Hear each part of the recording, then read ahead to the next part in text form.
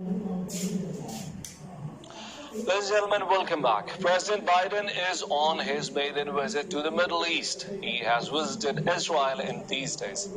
Just tonight, he's on the visit of Kingdom of Saudi Arabia, where he has met the top leadership of Saudi Arabia. The relationship between Saudi Arabia and United States remained strained in the recent past. Since 2018 onward, the relationship between the two countries has not been as sweet as remained in the past. But now President Biden is in an effort to reset and redefine this relationship, primarily because of the following reasons. Reason number one, there is a dire need to increase the energy supply to the global economy that is crumbling below the pressure of rising petroleum prices. Reason number two, there is a need to reset the diplomatic relationship between Israel and other GCC countries, for which Saudi Arabia will play a pivotal role or can play a pivotal role. And reason number three, United States is extremely concerned about the nuclear program of Iran, which Biden administration has not been able to stop despite all efforts made by government of Iran. United States walked unilaterally out of the contract, and when Iran got closer to the formation of a nuclear weapon, Iran is now being targeted as a country that is responsible for threatening neighboring Israel. To talk about this, I am joined over the phone by Mr. Munawar Mirza. He's a senior journalist and joining me on phone from Karachi. Mr. Munawar Mirza, I welcome you to the program. Thank you very much. I'm here. And first things first, so tonight, as President Biden is in the Kingdom of Saudi Arabia, how do you see this visit and what do you believe would be the key agenda for his visit to Saudi Arabia? You have very correctly pointed out the various reasons why he wants to reset the relations of United States and Saudi Arabia. But one must remember that Saudi Arabia and United States have been very, very long and very, very fast friends since the beginning of this kingdom in 1945, when King Abdulaziz, the founder of this dynasty, was ruling Saudi Arabia. Now, the real or the pivotal point on which Joe Biden has to go to Saudi Arabia is the rising oil prices, and all other things are there. For example, the Palestine issue, the nuclear arms deal with Iran, the Yemen war, and so on and so forth. But the most important issue which is facing United States today and the total Western world is the rising oil prices, which are directly the result of the Ukraine war, which took place when President Putin attacked Ukraine. Now, today when I saw the prices of oil, they were around $94 per barrel. So it means United States has very cleverly maneuvered the visit of Joe Biden to Middle East, and they have linked the fall of prices of the oil with the visit of the President of the United States, and you see that almost $35 per barrel have gone down. So, one of the, what you can call minor effects of this visit has been achieved, but the major effect will be taking place when President Biden will be able to talk to Prince Salman and able to convince him that they must keep on pushing the oil up and up so that the prices fall down and down. And the major reason is they want that the Russian oil should come down. As you know, already they are selling this price 30% below the market price. There is a lot of hue and cry in Pakistan, particularly the former Prime Minister Imran Khan is making a lot of speeches about Mr. Mirza, can I interject here? Mr. Mirza, can I interject here? Now, as you said, he is requesting Saudi Arabia, or asking Saudi Arabia politely, to raise the supply. But while keeping Russia's oil under embargo and while blocking Iran's export completely, how much results can be achieved by exerting more pressure on Saudi Arabia alone? You see,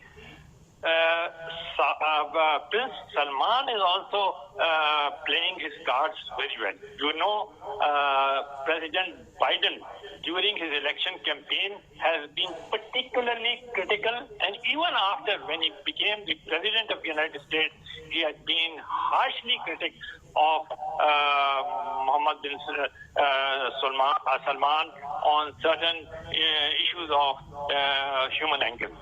But now the United States has been forced.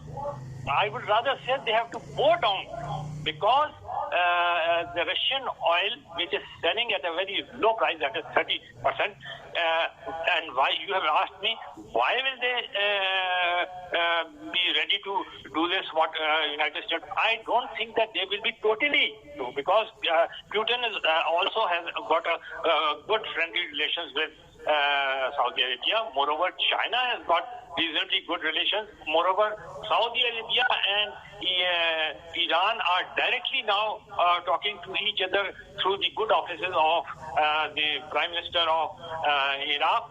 So the total parameter of the Mr.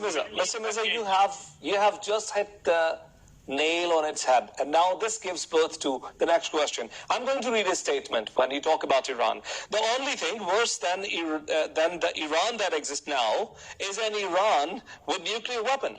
This is what President Biden said. And when he was asked if the United States would be willing to use its kinetic force, he said, if that was the last resort, yes. So how serious of a threat do you believe this is of using the force against Iran? I don't think that he will be ever able to use this force against Iran, because, as you know, in 2015, the nuclear deal was signed when the president, who was the vice president, and he was heading the Foreign Affairs Committee during the Obama's period, signed the nuclear deal with Iran. And all the concessions which Iran has got from United States were in the regime of Obama. President Trump was very harsh with him. He even cancelled the nuclear deal. So and when Trump went away, again, Joe Biden said that I want to revive this nuclear deal, and already they have gone through almost, as far as I remember, 9 sessions in Europe, and the European partners of the United States are already working on this deal, and they were 2 months ago, they were very near getting this deal done. But however, there has been some differences, because Saudi Arabia and Israel, both of them have got a lot of reservations about it, because last time when they did the nuclear deal, they simply bypassed the Arab countries. Now the Arab countries and Israel both want a guarantee from the United States that now you are not going to do any nuclear deal with Iran until and unless you remove all these. While as far as using the force is concerned, I don't think there's any... So, Mr. Mirza, if I follow your line of argument, this means that coercion is not an option when you talk about Iran. And the only other choice to stop Iran from, creation of a nuclear weapon is that you open Iran's economy, you lift up the sanctions, and you allow Iran's economy to thrive on the wealth of the oil that it is so generously bestowed by the nature. Do you believe this will not create another threat for Israel? Because Iran is not known to be a country that doesn't interfere into the affairs of the neighboring states. As far as I have seen, what United States has done, and this has been their long-term policy. This has got no whatsoever connections with either Trump or Joe Biden. Their long-term policy is that now United States has shifted their pivot from Middle East and the West Asia to Indochina. You know, they said that they call this a pivot now. However, due to this Ukraine war, they have to come here for a temporary period. And in this temporary period, they don't want to allow Iran to go nuclear in any case. Therefore, they are going to put all kinds of pressure, and they have instilled Israel for this particular purpose. As you can see, Israel has got now relations with almost 4 or 5 Arab countries. They have revived their relations with Turkey. They have maintained their relations with some of the African countries. And now, as you know, President Biden will also be presiding over a I2UI session in which India, America, Saudi Arabia, UAE, Egypt, and 2 African countries will also be participating. So this is going to be a very significant visit. Apart from Thank you. all this oil Thank you business, very much. and apart from Thank you all very these- much, Munawar Saab, for being guest in our program. Let's it was a close the pleasure. topic on this wonderful development that you have shared with us. It was a pleasure to me. Ladies and gentlemen, this was Mr. Munawar.